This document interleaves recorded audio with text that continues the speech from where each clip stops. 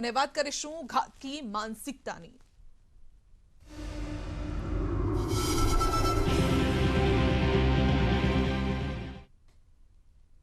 વડોદરાના તરસાલીમાં યુવતીની થયેલી ક્રૂર હત્યાના 16 કલાકમાં જ પોલીસને મોટી સફળતા મળી છે।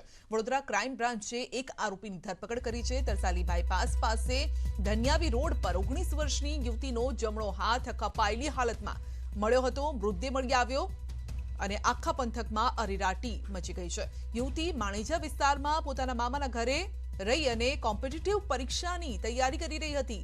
મળતી માહિતી મુજબ કલ્પેશ ઠાકોર નામના યુવાને તૃષાની હત્યા કરી છે। આ ઘાતકી હત્યામાં પ્રેમ પ્રકરણ કારણભૂત હોવાનું સામે આવ્યું છે। યુવતીને અન્ય યુવાન સાથે સંબંધ હોવાથી કલ્પેશ ઠાકોર નામના યુવાને યુવતીની હત્યા કરી છે।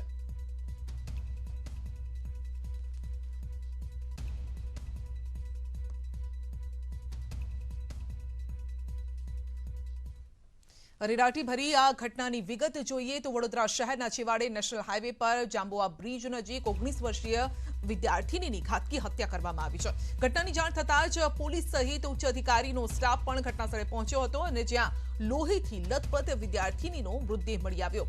હત્યારાએ એટલી ઘાતકી રીતે હત્યા કરી હતી કે તેણે યુવતીનો જમણો હાથ કાપી નાખી દીધો હતો। પ્રાથમિક માહિતી પ્રમાણે શહેરના માણેજામાં મામાના ઘરે રહી અભ્યાસ કરતી યુવતીની અજાણ્યા શખ્સોએ ક્રૂર હત્યા કરી મૃતદેહને હાઈવે પર ફેંકી અને ફરાર થઈ ગયા।